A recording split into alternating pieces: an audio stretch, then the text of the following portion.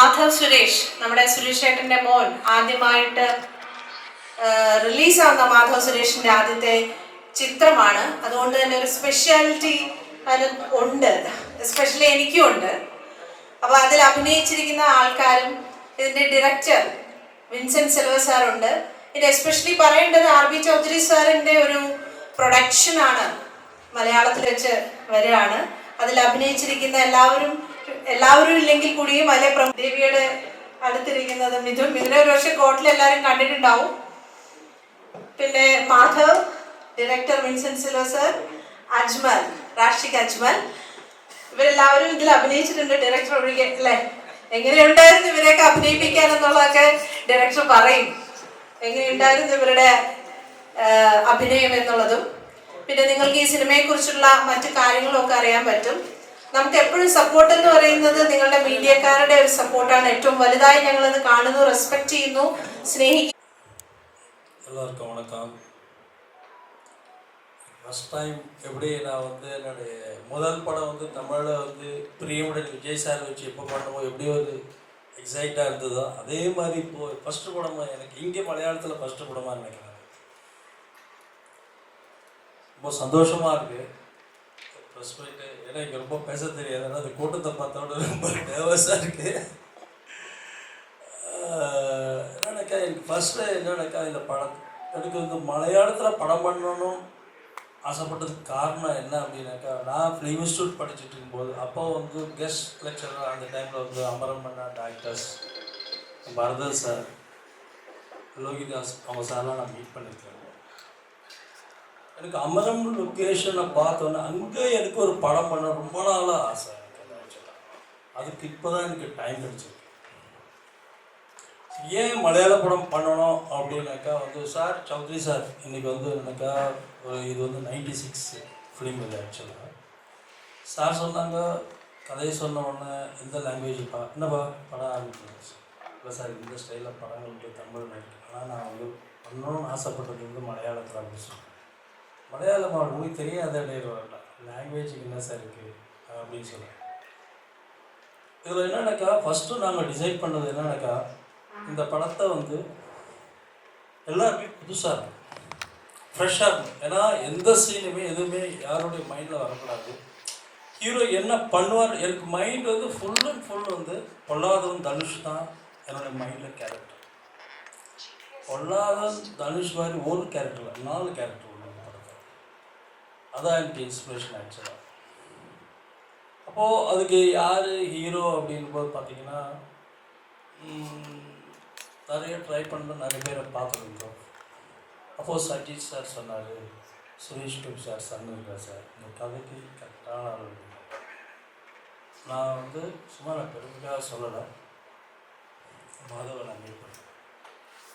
அவர் first நான் கதையை கேட்டுருக்கேன் அப்படிங்கிற கதையை கேட்ட உடனே அவர் என்ன டிசிஷன் எடுத்தாருங்க, சார் நீங்கள் ஆல்ரெடி விஜய் சார் வச்சு 2 படம் பண்ணியிருக்கு, சூப்பர் குட் ஃபிலிம்ஸ் பேனர், கண்டிப்பாக எனக்கு லான்ச்சிங் இது நல்லாயிருக்கும் அப்படின்னாரு. உண்மையிலே அவர் என்ன சொன்னார்னா என்கிட்ட சார் எனக்கு ஆக்டிங்லாம் எல்லாமே நீங்கள் இவ்வளோ எக்ஸ்பெக்ட் பண்ணிங்க தெரியாது, எனக்கு ஓரளவுக்கு நான் பண்ணுவேன்னு சொன்னார். அவ்வளோதான். இல்லை வாங்க சார் நம்ம பார்த்துக்கலாம் அப்படின்னு. நம்ம என்ன எக்ஸ்பெக்ட் பண்ணோம் அதோட மீறி எக்ஸ்ட்ராடனரியாக பண்ணியிருக்கோம். மாதவ் அவர் எல்லாருக்கும் என்ன ஒரு விஷயம் எனக்கு, அவருக்கு ஒரு பெரிய சூப்பர் ஸ்டாருடைய சன்ன்றது எதுவுமே கிடையாது இந்த படத்தில். அவருக்கு தெரியும், படம் பார்த்தீங்கன்னா சொல்லியிருப்பீங்க, வெரி ஃபஸ்ட்டு இல்லையே அந்த கேரக்டர்ஸ் அடாப்ட் ஆகிருப்பார். அது எடிட்டர் டான்மேக்ஸ் எடிட் பண்ணும்போது சொன்னார், சார் நீங்கள் கதை சொன்னீங்க, அந்த கதை ராவாக எப்படி ஒரு நீங்கள் படம் பாருங்க அப்படின்னு. அது எல்லாருக்கும் எனக்கு அது கிடச்சிது. ரொம்ப அந்த 4 பசங்களுமே பார்த்தீங்கன்னா அஜ்மல் எங்கே பார்த்தேன்னாக்கா ஒரு ஃபங்க்ஷனில் மீட் பண்ணேன். இவர் யாருன்னு எனக்கு தெரியாது. நான் ஒரு ஃபங்க்ஷன் போயிருந்தேன். அப்போ கேமராமேன்ட்ட சொல்லிட்டு இருந்தேன், அந்த திலீப் சாருடைய ஒரு ஃபங்க்ஷனுக்கு நான் போயிருந்தேன். அப்போது தங்கமணி பூஜைக்கு இந்த பையன் கரெக்டாக இருப்பான், பாலுமகேந்திரா படத்தில் கூட்டாக ஒரு கேரக்டர் வருவாங்க, அதே மாதிரி நல்லா இருக்கேன் எவ்வளோ பாரு அப்படின்னு 2வது ஃபிக்ஸ் பண்ணுறது. 3வது பார்த்தீங்கன்னா நம்ம மிதுன், அவர் பார்த்தீங்கன்னா குட்டி சூர்யா, கோர்ட்டில் வந்து அவருக்கு சொல்லியிருக்காரு, கோர்ட்டில் விஜய் சார் கூடலாம் பண்ணியிருக்காரு அவர் பார்த்தோன்னே எனக்கு வந்து அந்த நந்தா சூர்யா ஞாபகம் தான் வந்தது. அப்போது சௌத்ரி சார் சொன்னார், ஒரு பையனை இன்ட்ரடியூஸ் பண்ணுறப்பா, அந்த பையனை நீ வந்து பாருங்க அப்படின்னு. எனக்கு அந்த பையனை பார்த்தோன்னு சொல்ல, சார் ரொம்ப நல்லா இருக்குது சார், ரொம்ப நல்லா எப்படி மலையாளம் தெரியாது அப்படின்னு. இல்லை சார் தமிழ் கேரக்டராகவே இருக்கட்டும் அப்படின்னு சொல்லிட்டு இந்த படத்தில் நான் பண்ணியிருக்கேன். விஜய் சார் கூட கேட்டிருக்கிறார், என்ன படம் பண்ணுற அப்படின்னும் போது நம்ம படம் சொல்லியிருக்காரு, ஓ நம்ம ஆக்டர் தான் பண்ணிட்டுருக்காரு, எப்படி மலையாள படம் அப்படின்ட்டு இருக்காரு. ஸோ தமிழில் வந்து உண்மையிலே எனக்கு நிறைய பேர் கேட்டாங்க, எப்படி சொல்லுவார் சார் மலையாளத்தில் என்ட்ரி ஆகிட்டீங்க அப்படின்னாப்புல. கண்டிப்பாக வந்து மலையாள படம் பண்ணணும் ரொம்ப நாள் ஆசை. இந்த லாங்குவேஜில் நான் ஃபஸ்ட் டைம் பண்ணுறதுனால உங்களுடைய ப்ளஸ் உங்களுடைய ஆதரவு எனக்கு ரொம்ப முக்கியம். ரொம்ப சந்தோஷமாக இருக்குது, நான் ரொம்ப சந்தோஷமாக ஃபீல் பண்ணுறேன். ஏன்னா இந்த படம் வந்து ஃபஸ்ட் டைம் நான் வந்து மலையாளத்தில் ஒரு படம் பண்ணுறது எனக்கு ரொம்ப சந்தோஷமாக இருக்குது. அஃப்கோர்ஸ் சுரேஷ் கோபி சார் கிட்ட கூட நான் சொன்னேன், சார் படமாக படம்னு. நான் சொன்ன ஒரு சீன் சொன்னேன், எப்படி இவர் நடித்தாரு எனக்கு தெரில சார், அந்த சீன் வந்து எக்ஸ்ட்ராடனரியாக அவர் பர்ஃபார்மன்ஸ் பண்ணிப்பார் ஒரு இடத்துல இன்ட்ரோ பிளாக்கு அப்படின்னு சொன்னேன். அவர் சார் சொன்னார், நம்ம பிளட்டு கொஞ்சம் இருக்கல சொல்லுவோம் அப்படின்னாரு. ஸோ ரொம்ப ஹாப்பியாக இருக்குது நான் இப்படி ஒரு படம் நான் வந்து இங்கே பண்ணது. அதே மாதிரி என்னன்னாக்கா வந்து இந்த படம்லாம் ஃபுல்லாக முடித்த உடனே யுவன் சங்கர் ராஜா நான் சொன்னேன், சார் இது மாதிரி படம் முடிச்சிட்டேன், ஒரு சாங் பண்ணி. அவர் கோட்டில் ரொம்ப பிஸியாக இருந்தார். என்ன பண்ணணும், ஒரு சாங் எனக்கு பாடணும், மாட்டேஜ் சாங் தான். அவர் ரொம்ப கேட்கல, சரி எனக்கு ஃபுல்லாக கட் பண்ணி காட்டுங்க அப்படின்னு. கட் பண்ணி காட்டுறேன், அதை பார்த்துட்டு வெளியிட்ட ஒரு சாங் கடல் போலே ஒரு சாங் பண்ணியிருப்பாரு, எக்ஸலண்ட்டாக பண்ணியிருப்பாரு. அவர் மலையாளமே தெரியாது, அப்கோர்ஸ் ஃபஸ்ட் டைம் பண்ணியிருக்காரு. ஸோ அதே மாதிரி தேவிகா, யாமி, ஹீரோயின் நம்ம படத்தில் நடிச்சிருக்காங்க. எல்லாருமே ஒரு கேரக்டராக வாழ்ந்துருக்காங்க. எனக்கு என்ன எல்லாருமே கேட்டாங்க, படம் பார்த்து முடித்த உடனே கேட்டாங்க, எப்படி சார் மலையாள படம் பண்ணீங்க, ஒரு கேரக்டராக எல்லாமே வச்சு ஒரு கேரக்டராக வாழ்ந்துட்டு இருந்தாங்க அப்படின்றது. அது நான் சொல்கிறத விட அந்த கேரக்டரை ஃபீல் பண்ணி வந்த ஆர்டிஸ்ட்டு தான் சொல்லணும். இதில் வந்து லேனமாவை நம்ம மறக்கவே முடியாது. பிகாஸ் லேனமா வந்து இந்த கதைக்காக வந்து எனக்கு அடிச்சிருக்காங்க. என்கிட்ட சொன்னாங்க, ஆக்சுவலாக நான் இன்னொரு கேரக்டர் தான் பண்ணுவேன்னாங்க. அதுக்கு வந்து இல்லை நானே அந்த கேரக்டர் பண்ணுறேன்னு சொல்லிட்டு ஷேர் பண்ணியிருக்காங்க. ஸோ அந்த அம்மாவுக்கு இந்த மூவியில் 100% ஒரு அவார்டு உண்டு. நேஷ்னல் அவார்டு, ஸ்டேட் அவார்டு இருக்குது, ஆனால் கன்ஃபார்மாக ஒரு அவார்டு இருக்குது. எனக்கு மலையாள இண்டஸ்ட்ரியில் நாளைக்கு நம்ம படம் ரிலீஸ் ஆகுது. உங்களுடைய ரிவ்யூவில் எனக்கு ரொம்ப முக்கியம். நீங்களாம் கொஞ்சம் சப்போர்ட் பண்ணிங்கன்னா நிறைய படம் நான் மலையாளத்தில் பண்ண முடியும். சந்தோஷம். தேங்க்யூ.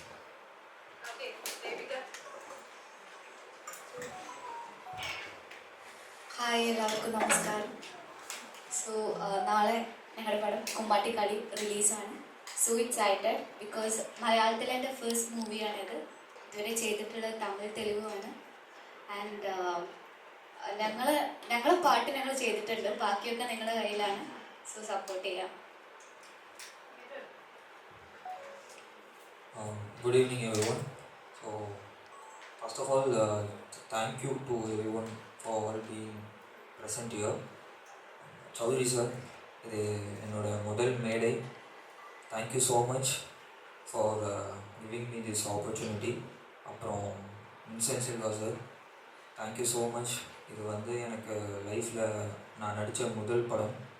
இந்த கான்ஃபிடன்ஸ் கொடுத்து, இந்த கேரக்டர் கொடுத்து, தமிழ்நாட்டிலேருந்து இங்கே என்னை கொண்டு வந்து நடிக்க வச்சதுக்கு ரொம்ப ரொம்ப நன்றி. இந்த படம் ஷேப் அப் ஆகிறதுலேருந்து இப்போ வரைக்கும் கூட இருந்துகிட்ருக்கிற அஜ்மலுக்கும் I have to thank him so much. Then அவர் hero Madhav, the day when we all entered into the set, அது ஒரு கொலாபரேட்டிவ் ஒர்க்காக இருக்கும். We all enjoyed and we work together. அந்த rapport, the chemistry, you can see it on the screens. So we all are excited to see ourselves in the screens tomorrow. So நீங்களும் வந்து நாளைக்கு படத்தை பார்த்து எங்களை support பண்ணி இதை மேலும் இன்னும் இந்த படத்தை பற்றி வெளியில் பேசி எங்களுக்கு சப்போர்ட் பண்ணுவீங்கன்னு நம்புகிறேன். எல்லாருக்கும் நன்றி வந்ததுக்கு once again. And Devika, Yami, வேணாமன், இவங்க எல்லோரும் பார்த்து நான் இங்கே எல்லாருக்கிட்டேருந்தையும் since it's my first film நான் நிறையா கற்றுக்கிட்டேன் இவங்ககிட்டேருந்து. நான் இங்கே சீன்லேயும் சரி ஷார்ட்லேயும் சரி. அண்ட் இந்த படத்துக்கு பின்னாடி நிறைய டெக்னீஷியன்ஸ் ஒர்க் பண்ணியிருக்காங்க. அவங்க எல்லாருக்குமே இந்த நேரத்தில் நான் நன்றி தெரிவிச்சுக்கிறேன்.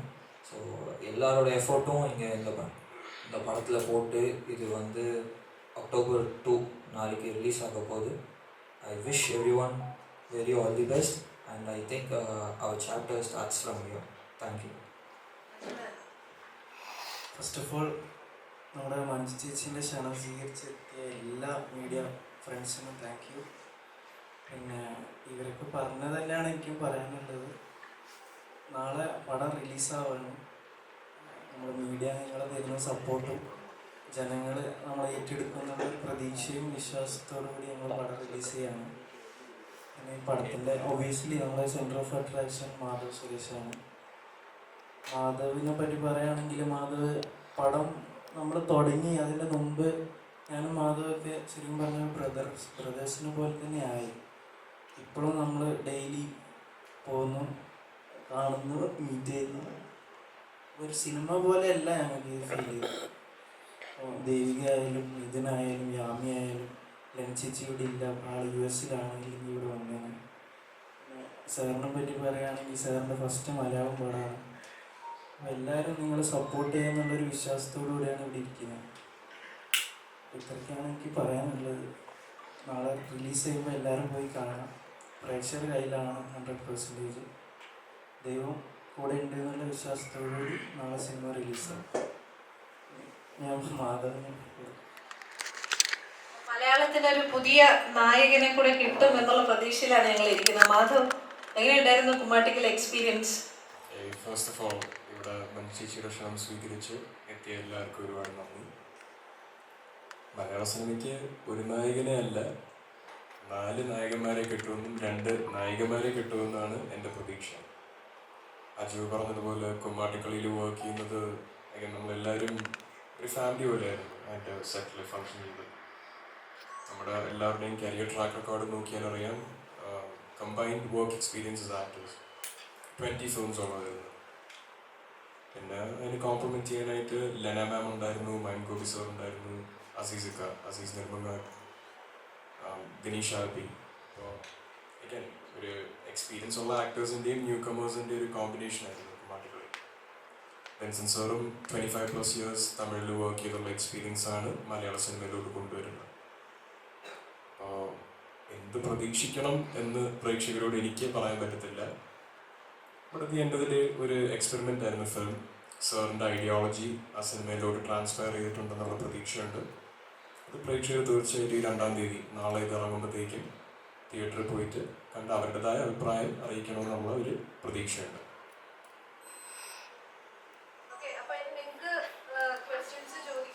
എന്തൊക്കെയാണ് കാര്യങ്ങൾ എന്നുള്ളത്? മലയാളത്തിലോട്ടുള്ള എൻ്റെ ചുവടുവെപ്പ് എന്ന് പറയുന്നത് JSK ആണ്. ഞാൻ ഫസ്റ്റ് വർക്ക് ചെയ്ത ഫിലിം JSK ആണ്. പ്രവീൺ നാരായണൻ ഡയറക്റ്റ് ചെയ്ത് സുരേഷ് ഗോപി അച്ഛൻ ലീഡായിട്ട് ആക്ട് ചെയ്യുന്ന അച്ഛൻ ആൻഡ് അനുപമ പരമേശ്വരൻ. കുമ്മാട്ടിക്കളി ഞാൻ JSKയുടെ ഐ തിങ്ക് ഒരു 50% കംപ്ലീറ്റ് ചെയ്ത് നിൽക്കുന്ന സമയത്താണ് എന്നിലോട്ട് എത്തുന്നത്. JSKയും എനിക്ക് സജിത്തേട്ടൻ വഴിയാണ് ആ പ്രോജക്റ്റ് വന്നത്. സജിത് കൃഷ്ണ ലൈൻ പ്രൊഡ്യൂസറാണ്. കുമ്മാട്ടിക്കളി ഇത് വന്നപ്പോഴത്തേക്കും അഗൈൻ സാറ് എനിക്ക് വേണ്ടി ഡെവലപ്പ് ചെയ്ത ക്യാരക്ടർ ഡെന്നിസിൻ്റെ കുറേ ക്യാരക്ടറിസ്റ്റിക്സും പേഴ്സണാലിറ്റിയും ഒന്ന് ഞാൻ ആദ്യം ഒബ്സർവ് ചെയ്ത് സ്ക്രിപ്റ്റിൽ.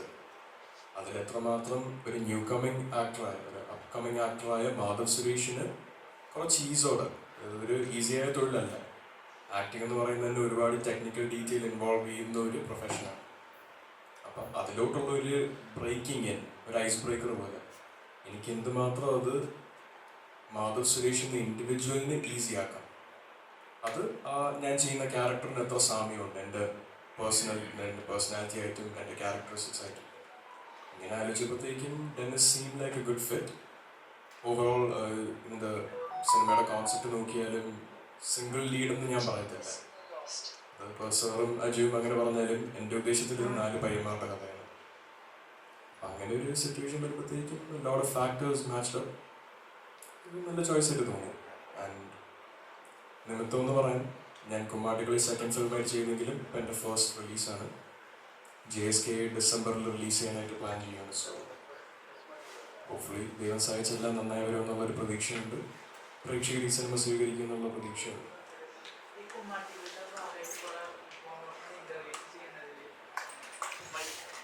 സുരേഷ് ഗോപിയുടെ മകൻ എന്നതിലുപരി ഇപ്പോൾ ജൂനിയർ പൃഥ്വിരാജ് എന്നൊരു ടാഗ് ലൈനും കൂടി കിട്ടിയിട്ടുണ്ട്. കമൻസിലും അങ്ങനെയാണ് നോക്കിയത്. എങ്ങനെയാണ് അതിനെ നോക്കി കാണുന്നത്? സുരേഷ് ഗോപിയുടെ മകനാണെങ്കിലും ജൂനിയർ പൃഥ്വിരാജ് എന്ന് പറയുകയാണെങ്കിലും ഇതെല്ലാം ഓരോ ആൾക്കാരുടെ പേഴ്സ്പെക്റ്റീവാണ്. ഞാൻ കളക്റ്റീവായിട്ട് വന്നൊരു പേഴ്സ്പെക്റ്റീവ് എന്ന് പറയുന്നത് പൃഥ്വിരാജായിട്ടുള്ള കമ്പാരിസൺസ് ആണ്. രാജുവേട്ടനെ പറ്റി പറയുകയാണെങ്കിൽ he's a legend of our generation. അങ്ങനെ ഒരു വ്യക്തിയായിട്ട് എന്നെ കമ്പയർ ചെയ്യുകയാണെങ്കിൽ തീർച്ചയായിട്ടും എനിക്ക് അഭിമാനമുള്ളൊരു കാര്യമാണ്. Do I believe I am Prithviraj or I am like Prithviraj or that I am like Suresh Gopi? No, I am Madhav Suresh. ഞാൻ എൻ്റെ ഐഡൻറ്റിറ്റി ക്രിയേറ്റ് ചെയ്യുകയാണ്. അതേപോലെ ആൾക്കാർക്ക് എൻ്റെ പേഴ്സണാലിറ്റിയും അവരുടെ പേഴ്സണാലിറ്റിയും തമ്മിൽ എന്തെങ്കിലും സിമിലാരിറ്റീസ് തോന്നുന്നെങ്കിൽ അവരുടെ പേഴ്സ്പെക്റ്റീവ് മാത്രമാണ്. സോ അതിൽ കൂടുതലൊരു അഭിപ്രായം എനിക്ക് അതിനെപ്പറ്റി ഒരുപാട് നോക്കാറില്ല. ഇപ്പോൾ എൻ്റെ ഫ്രണ്ട്സ് ആരെങ്കിലും ഇങ്ങനെ പോയിന്റ് ഔട്ട് ചെയ്യുന്ന കമൻസ് ഒക്കെ എടുത്ത് അയച്ചു തന്നു കഴിഞ്ഞാൽ അതിന് എനിക്കൊരു സ്വഭാവമുണ്ട്. ശരിക്കും പറഞ്ഞാൽ എൻ്റെ ഒരു തെറ്റ് സ്വഭാവം തന്നെയാണ്. ഒരു പരിധി കൂടുതൽ അനാവശ്യമായിട്ടുള്ള കമൻസ് വന്നു കഴിഞ്ഞാൽ അതിന് ഞാൻ എൻ്റെ സമയം വേസ്റ്റ് ചെയ്ത് റെസ്പോൺസ് കൊടുക്കാൻ പറ്റും. സോ അങ്ങനെ ചില കമൻസ് ഞാൻ കാണാറുണ്ട്. ബട്ട് അതല്ലാതെ ഇരുന്ന് കമൻറ്റ് തപ്പി കണ്ടുപിടിച്ച് അത് കണ്ട് ഒരുപാട് വിഷമമോ സന്തോഷമോ ഈ ഒരു സ്റ്റേജിൽ ഞാൻ അനുഭവിക്കുന്ന ആളല്ല. നമ്മൾ ചെയ്യുന്ന കഥാപാത്രങ്ങൾ എന്നും ആളുകൾ ഓർത്തിരിക്കുക എന്ന് പറയുന്നത് ഒരു ആക്ടറെ സംബന്ധിച്ച് വലിയ കാര്യമാണ്. അങ്ങനെ സുരേഷേട്ടൻ ചെയ്ത ഒരുപാട് കഥാപാത്രങ്ങൾ നമ്മളിന്ന് ഓർത്തിട്ടുണ്ട്. അച്ഛൻ നൽകിയൊരു ഉപദേശം ഉണ്ടായിരുന്നു. ഒരു സിനിമ ചൂസ് ചെയ്യുമ്പോൾ നമ്മൾ ചെയ്യുന്ന കഥാപാത്രങ്ങൾ എത്രത്തോളം ആക്കണം, അങ്ങനെ ഒരു ഉപദേശം തന്നിട്ടുണ്ടോ? ഏതൊരച്ഛനും ഒരു മകന് കൊടുക്കുന്ന ഉപദേശം മാത്രമേ എനിക്ക് അച്ഛൻ തന്നിട്ടുള്ളൂ. സുരേഷ് ഗോപി എന്ന ആക്ടറിൻ്റെ കയ്യിൽ നിന്ന് എനിക്കൊരു അഡ്വൈസും കിട്ടിയിട്ടില്ല. സോ again, എൻ്റെ കരിയറിൻ്റെ കാര്യം ചോദിക്കുകയാണെങ്കിലോ ഈ ആക്ടിങ് എന്ന പ്രൊഫഷനെ പറ്റി ചോദിക്കുകയാണെങ്കിലോ ഞാൻ കൂടുതൽ കേട്ടറിഞ്ഞോ കണ്ടറിഞ്ഞോ പഠിച്ചിട്ടുള്ളത് എൻ്റെ ചേട്ടൻ്റെ നിന്നാണ്. അച്ഛൻ്റെ സൈഡിൽ നിന്ന് അങ്ങനെ ഒരു അഡ്വൈസോ ഒന്നും വന്നിട്ടില്ല. എൻ്റെ ചേട്ടൻ കുറച്ചും കൂടെ ഹാൻഡ്സ് ആണ്. 9+ years ആയിട്ട് മലയാളം സിനിമ ഇൻഡസ്ട്രിയിൽ വർക്ക് ചെയ്യുന്ന ആളാണ് ഗോകു. സോ ഗോകു ഞാൻ കുറേ കൂടെ സിനിമയെ പറ്റി സംസാരിക്കാറുണ്ട്. ഫീഡ്ബാക്ക് ഗിവ് ആൻഡ് ടേക്ക് പോലെ. സോ അച്ഛൻ്റെ സൈഡിൽ നിന്ന് അങ്ങനെ ഒരു സ്പെസിഫിക് അഡ്വൈസ് വന്നിട്ടില്ല.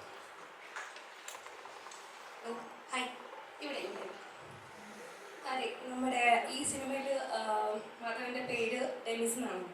അതുപോലെ നമ്മുടെ സമ്മർ ഇൻ ബെത്ലഹേമിൽ സുരേഷ് ഗോപി സാറിൻ്റെ പേരും ഡെന്നിസ് എന്നാണ്. അപ്പോൾ ഇതൊരു കോയിൻസിഡൻസ് ആയിട്ട് തോന്നുന്നുണ്ട് ഇപ്പോൾ. ആ ചോദ്യം പോകേണ്ടത് ഡയറക്ടർ സാറിനോടാണ്. ഡയറക്ടർ സാർ ஆக்சுவலாக அந்த எனக்கு தெரியாது சுரேஷ் கோபி சாரோட ஃபேமஸ் அந்த டென்னிஸ்ன்ற கேரக்டர். எல்லோரும் சொன்னாங்க, சார் நீங்கள் எப்படி சார் அது இது பண்ணுங்க, எங்கள் ஃபாதருடைய கேரக்டர் ஒரு மூவியில் ரொம்ப ஃபேமஸ் அப்படின்னா கோயின்சிடன்ஸ் ஆக்சுவலாக நான் பிளான் பண்ணிடலாம் பண்ணேன். டென்னிஸ் நான் ஃபிக்ஸ் பண்ணிட்டுருக்கேன். அப்படி தான் கோயின்சிடன்ஸ். Thank you. അതുപോലെ ഗോകുൽ നല്ല സപ്പോർട്ടീവാണെന്ന് പറഞ്ഞല്ലോ. അപ്പോൾ വീട്ടിലെ അമ്മയും അച്ഛനും ഈ പറഞ്ഞ ഗോകുൽ പറഞ്ഞു തരുമോ? ഗോകുൽ എങ്ങനെയാണ് ആക്ട് ചെയ്യേണ്ടത്? അച്ഛൻ ആക്ടർ എന്ന് പറയുന്ന സുരേഷ് ഗോപി എന്ന് പറയുന്ന ആക്ടർ അത്ര സപ്പോർട്ട് അത്ര അഡ്വൈസ് ഒന്നും തന്നിട്ടില്ല എന്ന് പറയുന്നു. പക്ഷെ സ്റ്റിൽ ഗോകുൽ തരുന്നുണ്ടെന്ന് പറഞ്ഞു. എങ്ങനെയാണ് തരുന്നത് അഡ്വൈസസ്? എന്ത് രീതിയിലാണ്? ഒരു ആക്ടിങ് എന്നൊരു പ്രൊഫഷനിലോട്ട് പോകുമ്പോഴത്തേക്ക് ഞാൻ നേരത്തെ പറഞ്ഞായിരുന്നു, ഒരുപാട് ടെക്നിക്കാലിറ്റി ഉള്ള ഒരു തൊഴിലാണിത്. പുറത്തുനിന്ന് കാണുമ്പോൾ ബിഹേവിയർ ആണെങ്കിലും ആ ബിഹേവിയറിലോട്ട് നമ്മളെ തന്നെ ചാനൽ ചെയ്യാൻ ഒരുപാട് ടെക്നിക്കൽ ആസ്പെക്ട്സ് ഉള്ള ഒരു തൊഴിലാണ് ആക്ടിങ് എന്ന് പറയുന്നത്. അത് എൻ്റെ ചേട്ടൻ ഈ ഒരു ജനറേഷൻ്റെ റിക്വയർമെൻറ്റ് അനുസരിച്ച് അതിലൂടെ സഞ്ചരിക്കുന്ന ഒരാളാണ്. അപ്പോൾ കുറച്ചുകൂടി ഒരു റിയൽ ടൈം അഡ്വൈസ് എന്ന് പറയുന്നില്ലേ, എനിക്ക് കുറച്ചുകൂടി ആപ്ലിക്കബിൾ ആയ അഡ്വൈസ് എൻ്റെ ചേട്ടന് തരാൻ പറ്റുന്നുണ്ട്. അച്ഛന് ചിലപ്പോൾ അഡ്വൈസ് തരണമെന്ന് ആഗ്രഹം ഉണ്ടായിരിക്കും. പക്ഷെ സുരേഷ് ഗോപി എന്ന സൂപ്പർ സ്റ്റാർ ജനിച്ചത് വേറൊരു കാലഘട്ടത്തിലാണ്. വേറൊരു കാലഘട്ടത്തിലെ മലയാളം സിനിമയിലൂടെയും സൗത്ത് ഇന്ത്യൻ സിനിമയിലൂടെയും ജനിച്ചൊരു സൂപ്പർ സ്റ്റാറാണ്.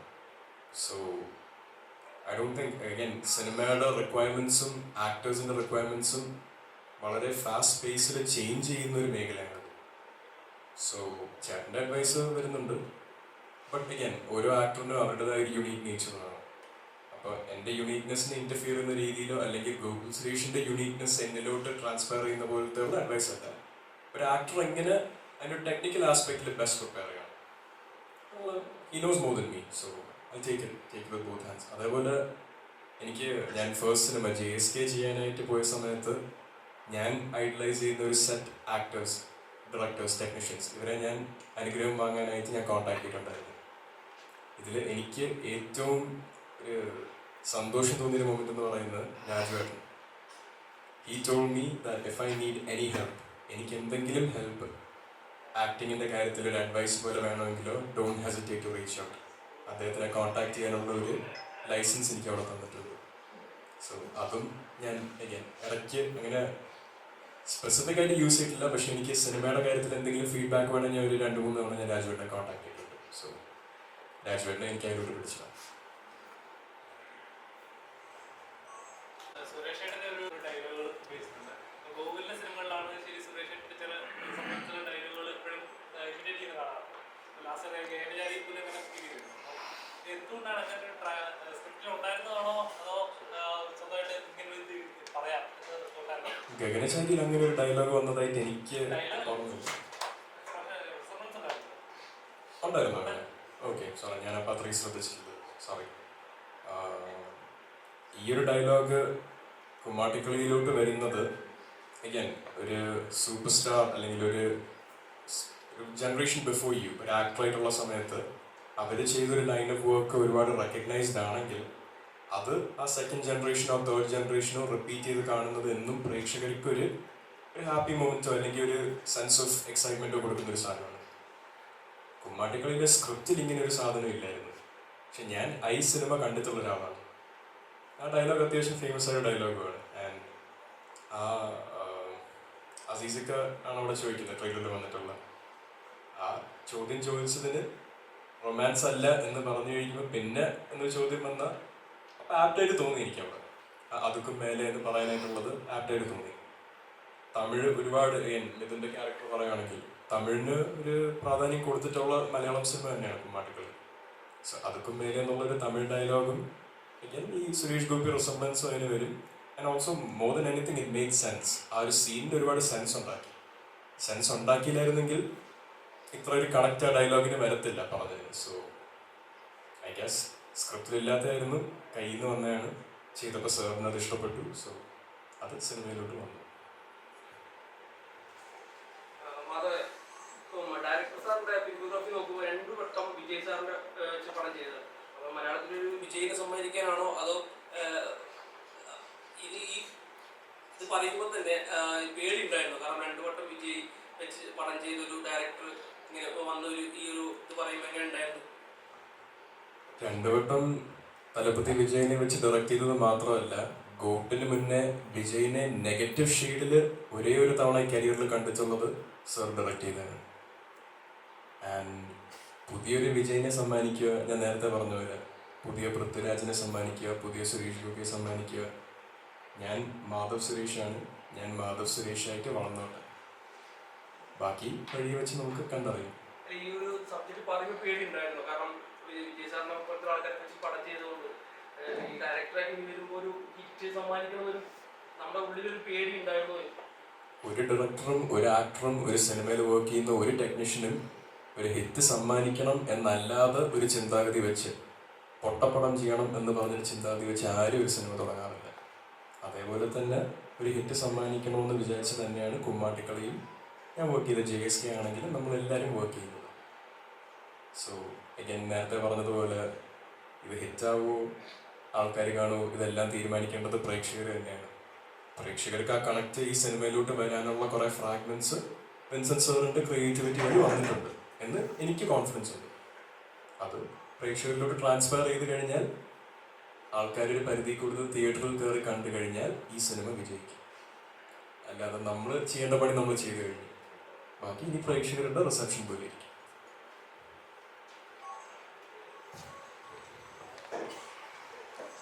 കുമ്മാട്ടിക്കളി ആയാലും JSK ആയാലും ഇപ്പോൾ സുരേഷ് ഗോപി എന്ന മകൻ്റെ ടാഗ്ലൈൻ വെച്ചിട്ട് അത്രയും ഉപകാരപ്പെട്ടു ഇതിലേക്ക് വരാൻ വേണ്ടി.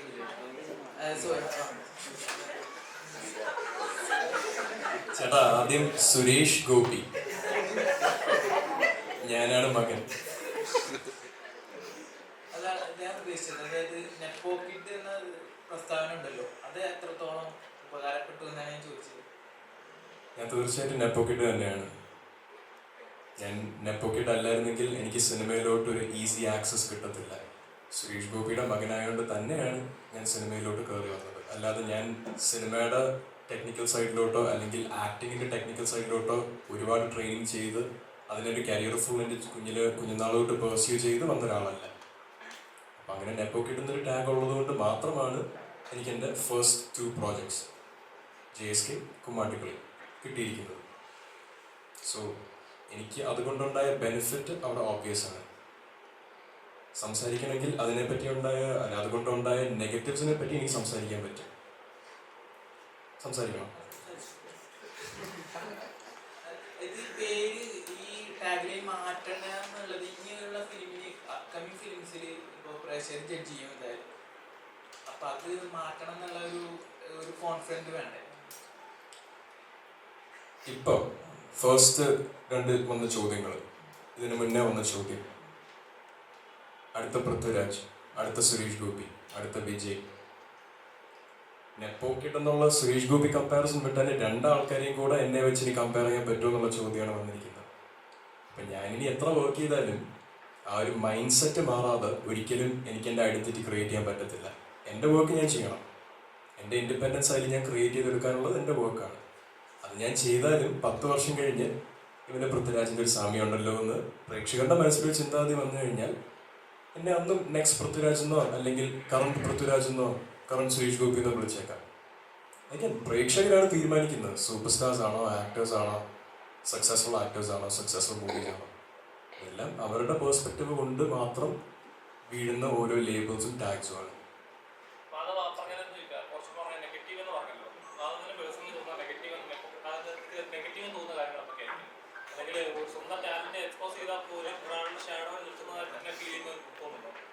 ഞാൻ ആ സെൻസിലല്ലായിരുന്നു പറഞ്ഞത്.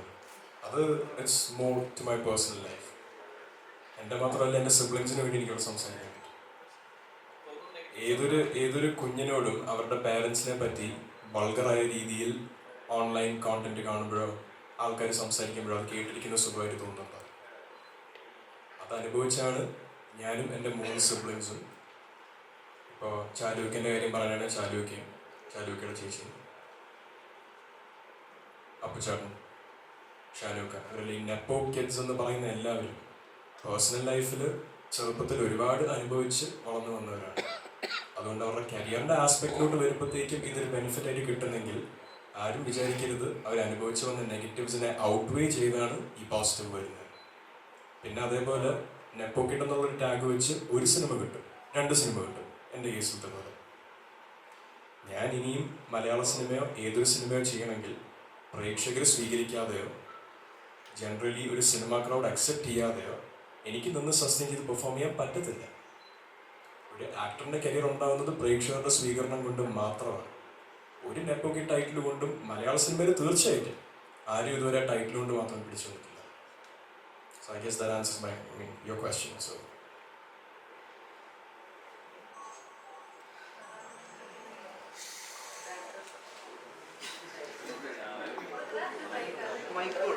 அது அந்த கான்ஃபிடன்ஸ் தான். அதேமாதிரி கிளைமேக்ஸ் வந்து டோட்டலாக அந்த ஷோல்டரில் தூக்கப்பட்டு அவர் அந்த டைலாக்ஸில் அது 100% இங்கே வந்து தேட்டரில் வந்து கொண்டாடுவாங்க அந்த கிளைமேக்ஸ். அது அப்படி ஒரு விஷயம் பண்ணியிருக்கு. ரொம்ப சந்தோஷமாக இருக்குது மாதவோட நான் ஒர்க் பண்ணது. ദേവിക എങ്ങനെ ഉണ്ടായിരുന്നു ഒരു എക്സ്പീരിയൻസ് ഈ സിനിമയുടെ?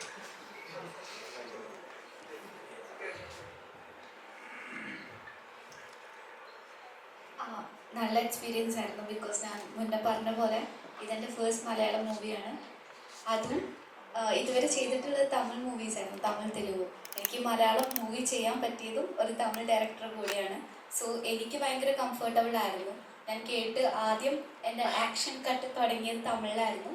സോ ഇപ്പോഴും മലയാളത്തിൽ ചെയ്തപ്പോഴും ഒരു തമിഴ് ഡയറക്ടറെ കൂടെ വർക്ക് ചെയ്യാൻ പറ്റി. അതും വിജയുടെ പടങ്ങൾ ചെയ്തിട്ടുള്ള ഡയറക്ടർ. പിന്നെ എസ്പെഷ്യലി ഈ ഒരു ടീം ഞങ്ങൾക്ക് ഈ ഒരു എന്താ പറയുക, ഈ മൂവിന് പുറമേ ഞങ്ങൾക്ക് നല്ലൊരു ബോണ്ട് ക്രിയേറ്റ് ചെയ്യാൻ പറ്റി. ഇവരും അജ്മൽ, മാധവ്, മിഥുൻ, ഞാൻ, പിന്നെ യാമി, ധനഞ്ജയ്, എല്ലാവരും കൂടിയും വർക്ക് ചെയ്യാൻ പറ്റിയത് വളരെ സന്തോഷം. And also it was very good experience. മാധവിന്റെ പേരായിട്ടാണോ ഈ സിനിമയിൽ? ഇല്ല, അനിയത്തിയായിട്ട്. മാധവുമായിട്ടുള്ള ഒരു എക്സ്പീരിയൻസ് എങ്ങനെ അഭിനയിക്കുന്നു? ഞങ്ങൾക്ക് ആക്ച്വലി നമുക്ക് കുറവായിരുന്നില്ലേ സീൻസ്. ഞങ്ങൾക്ക് കുറവായിരുന്നു സീൻസ്, വളരെ കുറവായിരുന്നു. സോ ഓൺ സ്ക്രീനിൽ ഞങ്ങൾക്ക് കുറവായിരുന്നു. ഓഫ് സ്ക്രീനിൽ ഞങ്ങൾ എല്ലാവരും ഒരുമിച്ചായിരുന്നു ഫുഡ് കഴിക്കുന്നതും അല്ലെങ്കിൽ സംസാരിക്കുന്നതും കുറവ്. ഓഫ് സ്ക്രീനിലായിരുന്നു കൂടുതലുണ്ടായിരുന്നത്. മാധവ് ഭയങ്കര കെയറിംഗ് ആണോ? കേരൻ ചേട്ടായിയാണോ? അതെ, അനിയത്തിയായിട്ടല്ലേ അവർ? അല്ല, മാധവ് പൊതുവേ ഇപ്പോൾ കണ്ടില്ലേ ഇതേപോലെ തന്നെ ക്യാരക്ടർ നല്ല എനിക്ക് ഭയങ്കര ഇഷ്ടമുള്ള ക്യാരക്ടറാണ്. എല്ലായിടത്തും അതെ, കെയറിങ്ങും ആണ്.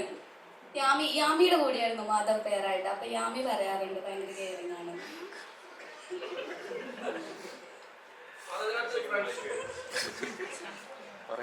ചേട്ടൻ എന്താ ശരിയോ ചോദ്യം ഉദ്ദേശിച്ചത്? അല്ല, ശരിക്കും സുരേഷ് ചേട്ടൻ അതിലേക്ക് സുരേഷ് ചേട്ടനെ കുറിച്ച് പറയേണ്ടെന്ന് വിചാരിച്ചിട്ടാണ് ഞാനത് ഒഴിവാക്കിയത്. പക്ഷെ സുരേഷ് ചേട്ടൻ ഭയങ്കര കെയറിങ്ങും ഒക്കെ ആണല്ലോ. ആ ഒരു ക്യാരക്ടർ ഉണ്ടോ എന്നറിയാൻ വേണ്ടി ചോദിച്ചത്. അത് കണ്ടല്ലേ ഞാൻ വളർന്നത്. അതുപോലെ ആവാം. ദേവിക മാത്രമല്ല, യാമിയും മാത്രമല്ല, മിഥുനും പറയാൻ പറ്റും, അജ്മലിനും പറയാൻ പറ്റും, ധനജിയുടെ ഉണ്ടായിരുന്നെങ്കിൽ അവനും പറയാൻ പറ്റും, പരിധിവരെ സാറിനും പറയാൻ പറ്റും. സോ ഈ ചോദ്യം ഇവർക്കായിരിക്കും പോകാത്തത്. നേരെ ദേവികയിലോട്ടാണ് പോയത്. അല്ല, ഒരു ഓപ്പോസിറ്റ് സെക്സ് ആയിരിക്കും ഏറ്റവും കൂടുതൽ. അല്ല, ഞാൻ ഉദ്ദേശിക്കുന്നത് അതല്ല. ഓപ്പോസിറ്റ് സെക്സ് ആണല്ലോ ഏറ്റവും കൂടുതൽ നമ്മളെക്കുറിച്ച് അഭിപ്രായം പറയുക. അതുകൊണ്ട് പറഞ്ഞത് നമ്മൾ ഈ ഓപ്പോസിറ്റ് ജെൻഡറിനെ മാത്രമാണോ കെയർ ചെയ്യേണ്ടത്? സ്വന്തം ജെൻഡറിനും കെയർ കൊടുക്കാൻ സ്വാഭാവികമായിട്ടും വരുന്നത് അതാണല്ലോ നമുക്ക് എല്ലാവർക്കും. അത് ഓരോരുത്തരുടെയും ചിന്താഗതി വരെയല്ല ചേട്ടാ. എനിക്ക് ഇപ്പൊ ഇവര് രണ്ടുപേരുടെ കാര്യം പറയാം. രണ്ടുപേരും എൻ്റെ ഫ്രണ്ട്സാണ്. എൻ്റെ കെയർ കൺസേണും ഒരേ ലെവലിലായിരിക്കും രണ്ടുപേരുടെ കാര്യത്തിന് പോകുന്നത്. അങ്ങനെ ഇവിടത്തെ നല്ല ആൾക്കാർ പൊതുവെ ചിന്തിച്ച് തുടങ്ങിക്കഴിഞ്ഞാൽ കൊള്ളായിരുന്നു. ജനറലി പറഞ്ഞാണ്, മാധവനെ പറഞ്ഞല്ല. ജനറലി ആണെങ്കിൽ ഒരു ക്വസ്റ്റ്യൻ ഉണ്ട് മിഥുനോടാണ്. ആക്ച്വലി തമിഴില് ഗോട്ട് വിജയുടെ കൂടെ അഭിനയിച്ചല്ലോ. അപ്പം ഇത് മലയാളം ഇൻഡസ്ട്രിയിലെ ഫസ്റ്റ് മൂവിയല്ല. അപ്പം എങ്ങനെയുണ്ട് മലയാളം ഇൻഡസ്ട്രി, എങ്ങനെയുണ്ട്? இல்லை கோர்ட்டுக்கு முன்னாடியே நான் கும்மாட்டி களியில் கமிட் ஆகி I shot for this movie. After that only I went for GOAT shooting. So technically this is my first movie which I acted and this is where I went to set for the first time.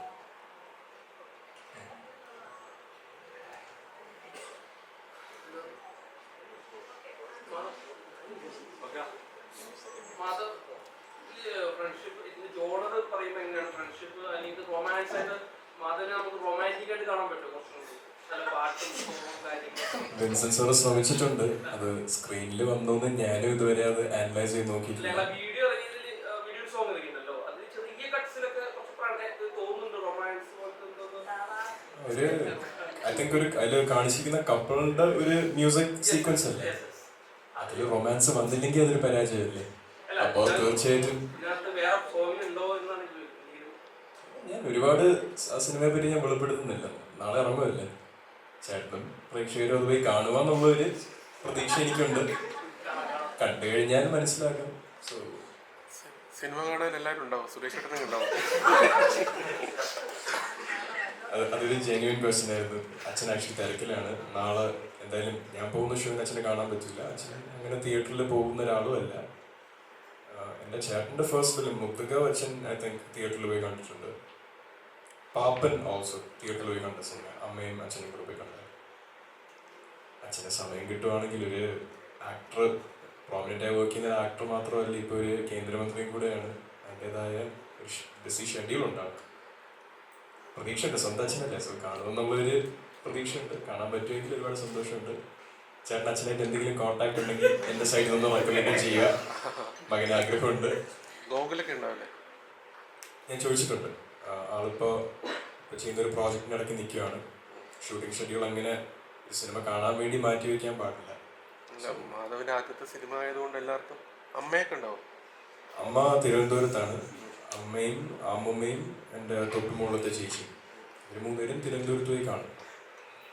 ഇവിടെ കൊച്ചിയിൽ I think extend family ഉണ്ട്. ചേട്ടൻ്റെ അടുത്ത് ചോദിച്ചാൽ ചേട്ടൻ്റെ work ഒന്ന് tied up ആകുന്നില്ലെങ്കിൽ തീർച്ചയായിട്ടും. പ്രേക്ഷകരോട് എന്താണ് പറയാനുള്ളത് സിനിമകൾ റിലീസാകും? ഇതുവരെ നമ്മൾ എല്ലാവരും പറഞ്ഞതുപോലെ തന്നെ തിയേറ്ററിൽ പോയി കാണുക. again ഒരുപാട് ന്യൂ കമേഴ്സ് ചെയ്തൊരു പ്രോജക്റ്റാണ്. ഓണസ്റ്റ് അഭിപ്രായം നല്ല ഭാഷയിൽ അറിയിക്കുക, ആരെയും വേദനിപ്പിക്കാത്ത രീതിയിൽ സംസാരിക്കുക. പറഞ്ഞു കഴിഞ്ഞാൽ നമ്മളെല്ലാം വളർന്നു വരുന്നവരാണ്. ആ ഫീഡ്ബാക്ക് എടുക്കും, നമ്മുടെ കരിയറിലോട്ടും നമ്മുടെ പേഴ്സണൽ സ്കിൽ സെറ്റിലോട്ടും ഓരോരുത്തരുടെ അഭിപ്രായത്തിലെ നല്ല ഭാഗങ്ങൾ നമ്മൾ തീർച്ചയായും സ്വീകരിക്കാൻ തയ്യാറുമാണ്. സോ തിയേറ്ററിൽ പോയി കണ്ട് അഭിപ്രായം അറിയിക്കുക. അത് എന്തായാലും പൃഥ്വിരാജിനെ വെച്ച് കമ്പയർ ചെയ്യുന്നുണ്ടല്ലോ. പൃഥ്വിരാജ് ഒരു 10 വർഷം മുന്നത്തെ കാര്യങ്ങളൊക്കെ പ്രെഡിക്റ്റ് ചെയ്ത് പറയാറുണ്ട്. അതേപോലെ പൃഥ്വിരാജ് ഒരു 10 വർഷം മുന്നത്തെ ശേഷം നടക്കാൻ പോകുന്ന കാര്യങ്ങളൊക്കെ ഇങ്ങനെ പ്രെഡിക്റ്റ് ചെയ്ത് പറയാറുണ്ട്. മാധവ് അങ്ങനെ 10 വർഷം കഴിഞ്ഞ് കഴിഞ്ഞാൽ ഞാൻ എങ്ങനെയാണെന്ന് പ്രെഡിക്റ്റ് ചെയ്യാൻ പറ്റുമോ? എനിക്ക് 10 വർഷം തരുമോ?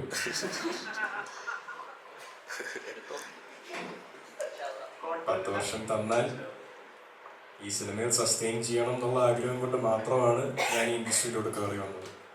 നേരത്തെ പറഞ്ഞ പോലെ ഒരു ഹിറ്റ് പടം ക്രിയേറ്റ് ചെയ്യാൻ മാത്രമേ ഓരോ ഡയറക്ടറും അല്ലെങ്കിൽ ഓരോ ക്രൂ മെമ്പറും ഒരു സിനിമയിലോട്ട് കമ്മിറ്റ് ചെയ്തുള്ളൂ.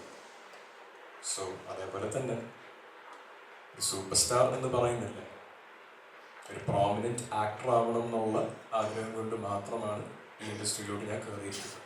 അതിനുള്ള എഫേർട്ട് എന്ന് പറയുന്നത് കഠിനാധ്വാനം എന്ന് പറയാം. അത്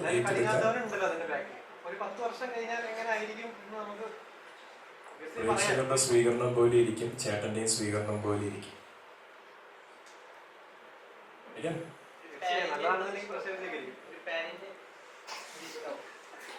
പ്രൊഡ്യൂസേഴ്സിനും ഡയറക്ടേഴ്സിനും എന്നിൽ ആ കോൺഫിഡൻസ് വരുന്ന സമയത്ത് അന്നൊരു ഓഫർ വന്നാൽ ആ സ്ക്രിപ്റ്റായിട്ട് ഞാൻ അലൈൻ ചെയ്താൽ തീർച്ചയായിട്ടും മലയാളി ക്രൗഡിന് കേറ്റർ ചെയ്യുന്ന പോലെ തന്നെയാണ്, അതിനെക്കാട്ടിലും ഒരു വലിയ ക്രൗഡിനാണ് പാൻ ഇന്ത്യൻ എന്ന് പറയുമ്പോൾ നമ്മൾ കേറ്റർ ചെയ്യുന്നത്.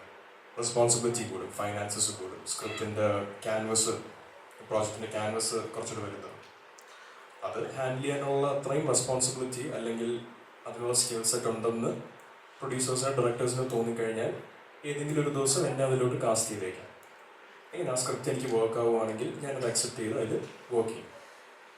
ഫ്യൂച്ചറിനെ പറ്റി ഒരുപാട് സംസാരിക്കുന്ന, പാസ്റ്റിനെ പറ്റി ഒരുപാട് ആലോചിക്കുന്ന ഒരാളല്ല ഞാൻ. So living every day as it is. Will see. Sir, തമിഴ്നാട്ടിൽ റിലീസ് ചെയ്യുന്നുണ്ടോ സിനിമ? തമിഴ്നാട്ടിൽ റിലീസ് ചെയ്യുന്നുണ്ടോ? இல்லை தமிழில் பண்ணல. இது ஃபஸ்ட்டு வந்து இப்போ 2 லாங்குவேஜ் பிளான் பண்ணுது ஆக்சுவலாக, அந்த மலையாளம் அண்ட் தெலுங்கு. இப்போ சார் சொன்னாங்க ஃபஸ்ட்டு மலையாளம் பண்ணியிருந்தாங்க. ടൈറ്റിൽ തമിഴിൽ കിടക്കണം, അതുകൊണ്ട് ചോദിച്ചപ്പോൾ. കുമ്മാട്ടിക്കലി வந்து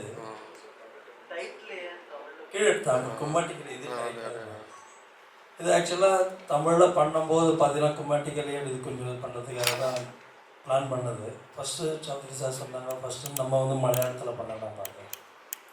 ஆக்சுவலாக மலையாளம் தெலுங்கு முடிச்சுட்டு அதுக்கப்புறம் தமிழ் பண்ணலாம் பிளான் பண்ணது, அதுக்காக தான் பண்ணது. ஸோ ஃபஸ்ட்டு மலையாளத்தில் பண்ணிட்டு பார்த்துட்டு பண்ணலாம். എത്ര തിയേറ്റർ സാർ റിലീസ് ആയിട്ട് സിനിമ? ഓൾമോസ്റ്റ് നാங்கள் வந்து സമയത്ത് അവിടെ വെച്ച് പറയാം. എല്ലാവരെയും തീർച്ചയായിട്ടും ഞാൻ ഇതിനെ സിനിമ പോയി കാണണമെന്ന് പ്രേക്ഷകരോട് പറയുമ്പോഴും ഇവിടെ ഇരിക്കുന്ന ഓരോ ആൾക്കാരോടും ഞാൻ അത് തന്നെ പറയുന്നത്, ഈ സിനിമയെ വിലയിരുത്താനായിട്ട് സിനിമ ഡയറക്റ്റ് പോയി കാണുക. ഈ ചോദിച്ച ചോദ്യത്തിന് അടുത്ത സിനിമ ഏതാണ് തിയേറ്ററിൽ നിന്ന് ഇറങ്ങുന്ന സമയത്ത് ഞാൻ അനൗൺസ് ചെയ്യുന്നതായിരിക്കും. 1ാം ഭാഗം ഒന്ന് ഇറങ്ങി പ്രേക്ഷകർ സ്വീകരിക്കുമെന്ന് നോക്കട്ടെ. സ്വീകരിച്ചാൽ പ്രേക്ഷകരുടെ അഭിപ്രായം പോലെ സാർ ചിലപ്പോൾ സാറിൻ്റെ സമയം ഇൻവെസ്റ്റ് ചെയ്ത് 2ാം ഭാഗം ക്രിയേറ്റ് ചെയ്യും, അല്ലേ സാർ?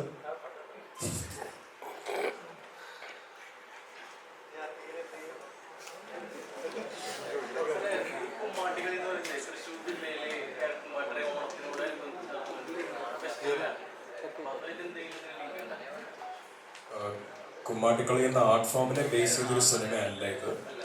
പക്ഷേ ഈ 4 പയ്യന്മാരുടെ കാര്യം ഞാൻ പറഞ്ഞത്, 4 പയ്യന്മാർ അനാഥകളാണ്. അവരുടെ ജീവിതമാർഗത്തിൽ കുമ്മാട്ടിക്കളിയുണ്ട്. അവർക്കൊരു അമ്മയെ ലഭിക്കുന്നു. 4 പേരും ചേർന്ന് വന്നു. 4 എന്ന് പറയുന്നതിന് 5 പേര്. ദേവികയുടെ ക്യാരക്ടർ മറിയും. 5 പേരും ചേർന്ന് വന്ന് ഒരു കുമ്മാട്ടി ദിവസമാണ് അവർക്കൊരു അമ്മയെ കിട്ടുന്നത്. സോ അങ്ങനെ കുമ്മാട്ടിക്കളി എന്നൊരു ആർട്ട് ഫോമിൽ ഒരുപാട് സിഗ്നിഫിക്കൻസ് ഉണ്ട്. പക്ഷെ ആർട്ട് ഫോമിനെ ബേസ് ചെയ്തുള്ള സിനിമയല്ല.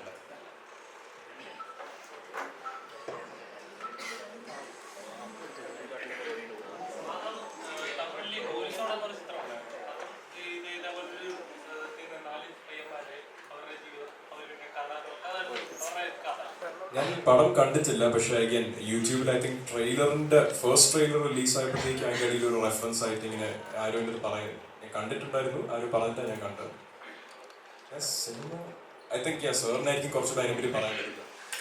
நான் சொன்னேன்லம்மா, இது வந்து கோலிஸ் நிறைய பேர் கேட்டாங்க, 4 பசங்க நல்ல கோலி. ஏன்னா கோலிஸோட நான் ஒர்க் பண்ணியிருக்கேன். ஏன்னா அது என்னுடைய அசிஸ்டண்ட்டு தான் அந்த விஜய் மெல்டன்லாம். அது ஷேட் கண்டிப்பாக இருக்கும். நான் சொல்கிறேன், ரொம்ப ஃப்ராங்காக சொல்கிறேன். எங்களுக்கு என்ன நினைக்கிற, நம்ம வந்து 3 படம் இந்த ஸ்டைலில் வந்தாங்க. பார்த்தீங்கன்னா ஃபுல்லாக ஒன்று ரேடிங் உண்டான ஒரு படம் தெரியும் கோலிஸ். அது 3மே ஒரே ஸ்கிரிப்ட். அதை நான் வந்து கோபி கிருஷ்ணா சார்கிட்ட சொல்லும்போது ஸ்கிரிப்ட் சொன்னேன். அவர் வந்து வில்லனாக பண்ணணும்னு நான் சொல்லும்போது அவர் சொன்னார், செல்வா இந்த ஸ்கிரிப்டு கேட்கும்போது எனக்கு உதயம் ஞாபகம் வருதில்லை. ஸோ 4 பசங்க ஜானர்னும்போது வரும். அஃப்கோர்ஸ் அந்த கோலிசாரோட ஒரு சில பாட்டெலாம் இருக்குது, இந்த ஸ்டைலில் இருக்கணும். நான் பையன் சொல்லலை, ஏன்னா எங்களோட டீம் தான் நாங்கள் ஒர்க் பண்ணது. அந்த இன்ஸ்பிரேஷன் அதில் இருக்குது. அது ஒரு மூவி வந்து இன்னொரு லாங்குவேஜில் வரும்போது ஒரு நல்ல சீன் வரதில் வந்து இன்ஸ்பிரேஷன் பண்ணுறது தப்பு இல்லை, என்னை பொறுத்த வரைக்கும். யூத் வந்து நாங்கள் விஜய் சாருக்கு பண்ணும்போது பார்த்தீங்கன்னா தெலுங்கு படம் ரீமேக் ஆக்சுவலாக. ஆனால் நான் விஜய்க்குன்னு பண்ணும்போது கதையே மாற்றிட்டேன் ஃபுல்லாக. அது ஆழ்த்தோட்ட பூபதினு ஒரு சாங்கே கிடையாது, அது சாங்கே கிடையாது. ஆனால் விஜய்க்காக நான் ஸ்பெஷலாக பண்ணது அது.